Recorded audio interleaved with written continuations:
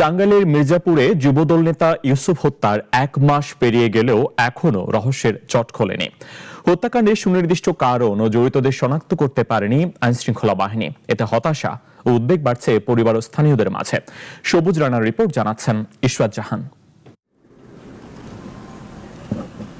মির্জাপুরের স্থানীয় যুবদল নেতা ইউসুফ নিখোঁজের ঘটনায় আলোড়ন পড়ে যায় সারা গ্রামে। এ সময় সন্দেহজনকভাবে ঘাগড়াই গ্রামের আলমগীরের ছেলে রিজন এবং একই গ্রামের সৌদি প্রবাসী হানিফকে আটক করে জিজ্ঞাসাবাদ করে পুলিশ। তাদের দেয়া তথ্যের ভিত্তিতে ঘাগড়াই গ্রামের আলমাসের ইটভিটার বালুর স্তূপের নিচ থেকে ইউসুফের লাশ উদ্ধার করা হয়। এই ঘটনার ১ মাস পার হলেও এখনও মামলার উল্লেখযোগ্য অগ্রগতি নেই বলে অভিযোগ নিহতের পরিবারের। তাদের দাবি, তদন্ত ধীর গতিতে হওয়ায় প্রকৃত অপরাধীরা ধরাছোঁয়ার বাইরে চলে যাচ্ছে। খালি আমরা ওই হত্যাকারীর বিচার চাইছি। আমি টাকা চাই না, পয়সা চাই না, আমি কিছুই চাই না। খুনের বদলা আপনারা কইরা দিবেন। স্থানীয়রা বলছেন, এ ধরনের ঘটনা এলাকার নিরাপত্তা নিয়ে নতুন করে প্রশ্ন তুলেছে।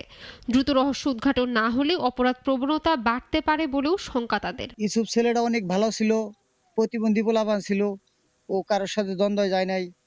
ও আমাকে ছোট ভাই ছিল গ্রামেরই। আমার বাইরে যেভাবে নির্মল ভাবে হত্যা করছে তা গন্ড ফাঁসি চাই। আমার কিছু চাই না আমার ভাগে। ইউসুফ হত্যার ঘটনায় সুষ্ঠু তদন্তের পাশাপাশি দোষীদের সর্বোচ্চ শাস্তি নিশ্চিত করার দাবি এলাকাবাসীর। প্রতিবন্ধী আছে, আমরা সুস্থ বিচার চাই। ইশরাত জাহান, নাগরিক।